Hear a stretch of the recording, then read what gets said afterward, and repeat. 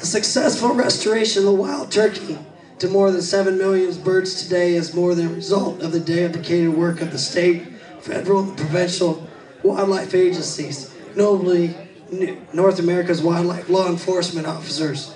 Thanks to their unwavering commitment to protect the resource from poachers, wild turkey restoration and management efforts are succeeding.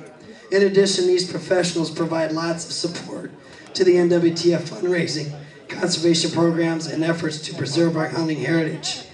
These candidates had multiple categories that they were evaluated on by our state board committee.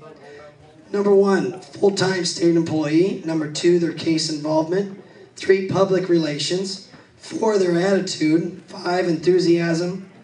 6, attitude toward other department employees and other law enforcement agencies. Professionalism, dependability, investigative skills.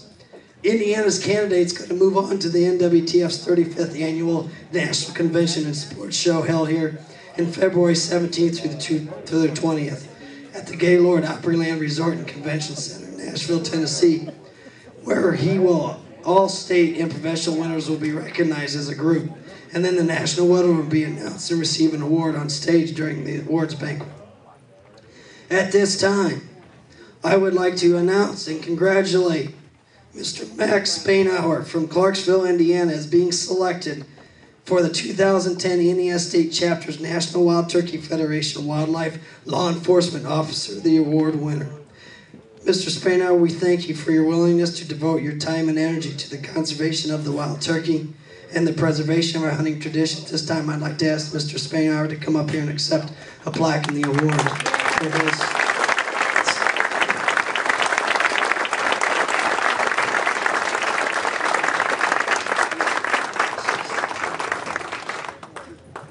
We're going to ask Mr. Mack.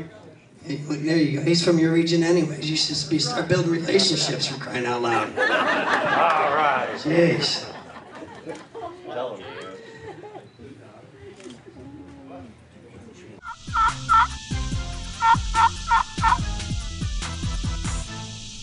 Man, I've been all over this farm. There ain't a bird in 5 miles of this place. Hey, man. Obviously, that ain't working. Try this Derby City call, Old Girl Striker. Take it for a ride. Now that's what I'm talking about. Check out our complete product line at derbycitycalls.com. Derby City, it's your call. Follow Indiana Outdoor Adventures online with Facebook, Twitter, and our website. Stay up to date with our exciting adventures as we're out in the field filming and meeting new people. From news updates and announcements to Twitter posts by co-host Troy McCormick. Why wait until the next season of shows when you can follow us as we're filming them? Join us online to get the most current news on Indiana Outdoor Adventures. If you own timberland or open land, Hawbury Forestry Consulting specializes in timber sales, timber management, and wildlife habitat management for private landowners. We are also experienced with timber stand improvement, contract tree planting, and reforestation work. Our specialty is wildlife habitat management. If you own land and want to see an increase in deer, turkey, quail, and grouse populations on your property, we can tailor a management plan specifically for your needs. Enter to win a free turkey hunt with Indiana's 2010 Turkey Calling Champion. Indiana Outdoor Adventures is offering a free drawing to anyone age 18 years and older. The winner will receive a 2-day turkey hunt in southern Indiana with Indiana Outdoor Adventures pro staff member and state turkey calling champion Jack Rollins. The winner will receive a gift pack of custom-made turkey calls, a weekend stay in a log cabin, and your hunt will be aired next season as part of Indiana Outdoor Adventures. Enter online today at www.indianaoutdooradventures.com. One entry per person. The drawing will be held March 31st, 2011. Welcome back to Indiana Outdoor Adventures. My name is Troy McCormick, and today joining me is Alan Goldstein, State Park Naturalist at the Falls of the Ohio State Park. And Alan, I'd like to spend a little bit of time talking about the Falls Fossil Festival. That's an annual event that people can come to the park and, well, they can get a hands-on learning experience about fossils. tell me a little bit about the history of the Falls Fossil Festival and what people can experience if they came this year. Okay. Well, the Falls Fossil Festival was established in 1995, a year after the Park Interpretive Center opened. And the purpose of the Fossil Festival is to have people focus on what makes geology interesting. So it's fossils, it's jewelry and gemstones, it's presentations. There's a lot of different activities. The Fossil Festival is really geared for families, not just rockhounds. So I mean, if you have a 5-year-old son or daughter that loves picking up rocks, bring them over. Now, as you know, the Falls of Ohio State Park is a protected area, so that you can't go down on the fossil beds and collect fossils legally. We like to let people come down and look at them, of course, but leave them for other people to find. That's right. And the fact is a lot of the rocks are solid. You couldn't get the fossils out with a hammer. So what we do is one of our highlights is through two local quarries and a mine in southern Illinois. We bring in material from other places that are, where you can pick up whatever you want out of these piles. So you get to kind of just like dig through the piles. You betcha. Okay. So you can. Some people bring their own hammers. We actually provide little digging trowels and stuff like that. We have washing stations where they can wash the fossil or mineral off. We have Silurian fossils. That's a little bit older than the rock at the falls, from one of the local quarries. And I mean, we've had people find all sorts of really rare fossils in there. I mean, we don't pick through the fossils to see what's there first. You're not pre-sorting them to get the good stuff. No. Anybody find whatever. That's right, and whatever they find, they can keep. Okay. So we have the Waldron Shale fossil pile. And the Waldron Shale is actually renowned because of its unusual fossils, really well-preserved crinoids and trilobites and stuff. We also have Devonian fossils from a local quarry where it's mixed in with the dirt. The big question is, are you finding anything? Yeah, I've had a lot. We found a couple of trilobites and what was that one? Lots of corals, shells, crinoids. We found some crinoids. Yeah. Quarry we get this stuff from, the fossils are there by the 1,000 per square foot. I mean, they're just dense. So we scoop them up, put them in buckets, bring them in, and mix them with the dirt that we already have. And so you can find all sorts of really, really pretty fossils. So you've got the thrill of adventure, and you really don't know what you're going to find. That's right. We do provide volunteers with identification sheets so that you know what you get. Good. All right, because there's a great diversity of fossils here at the falls.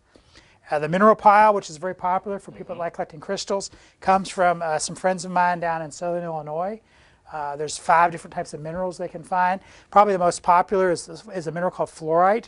It's the stuff that you use make the fluoride in your toothpaste, and it's a purple or yellow crystal, and it sparkles like jewels. So people go, look at this crystal I found. It's got that amethyst purple kind of color. Yeah. Except that it's if you find a crystal, it's going to be square. It's going to be a cube, whereas amethyst is pointy like a quartz crystal. Yeah.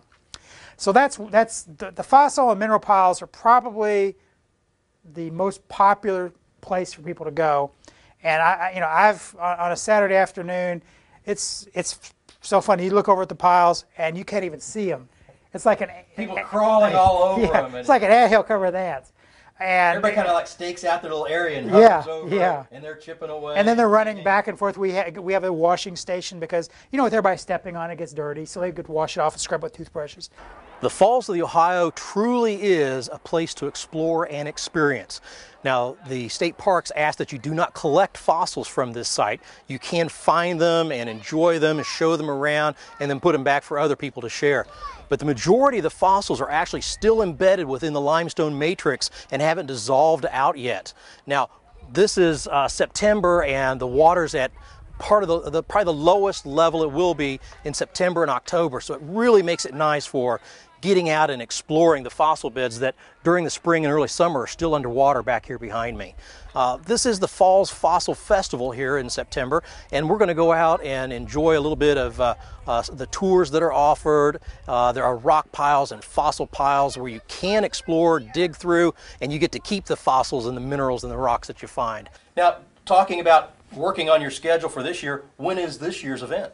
This year's event will be September 17th and 18th. Okay. It's a Saturday and Sunday. On Saturday we open at 9, and on Sunday we open at 10.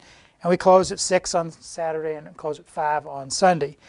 We also have hikes scheduled throughout.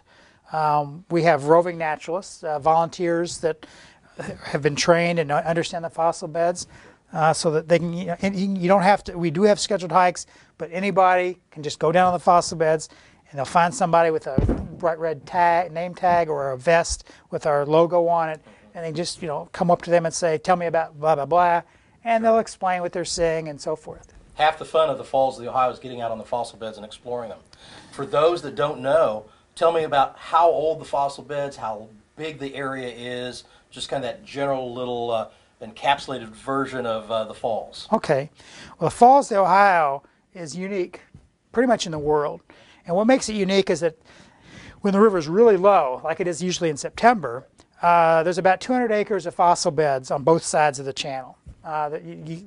We actually offer morning outer bed fossil hikes for those that are really adventurous and don't mind getting their legs wet to go out on the outer fossil beds. But most people are just content to walk down the steps or the ramp, explore the fossil beds. The fossils are Middle Devonian age, so that's about 390 million years old. People, when they're down there, looking at the fossils, it's like, well, what are you going to find? What's 390 million years old? Well, it's not dinosaurs. That's much younger than that. It's things like corals and sponges and snails and trilobites and crinoids, sea lilies, things like that, brachiopod shells. For those that have never been on the fossil beds before, you cannot step on the limestone without stepping on fossils. They're everywhere. They're literally every square inch is covered with fossils. And some of them are 3-4 feet long, 6-foot diameter coral heads. Yeah. It's an exciting adventure, it really is. Yeah. And if you've never been down here before, it's worth a visit. The Fossil Festival, is a good time because there's other things to do, but obviously, the park is open year-round. The Interpretive Center is open every day but Thanksgiving and Christmas. So, there's plenty of time to come if you can't come on the 17th or 18th of September. Well, you need to find a time to come down to visit the Falls of the Ohio. It's a very unique state park in Indiana. It's well worth the visit. And if you can find time in September, come on down and see the Fossil Festival because you get so much more during that visit. Yes. The schedule of all of our activities are posted on our website, which is fallsoftheohio.org. Good. And if you click on the events, you'll find when all of our events are, not just the Fossil Festival, we have Earth Day and other things. You click on our Discovery Center, you can actually learn about fossils and birds and fishing at the falls and what bait to use if you want to go fishing, when's the best time to fish certain things. So there's lots of different things to look for on our website. That's it for today. Join us again next week right here on Indiana Outdoor Adventures.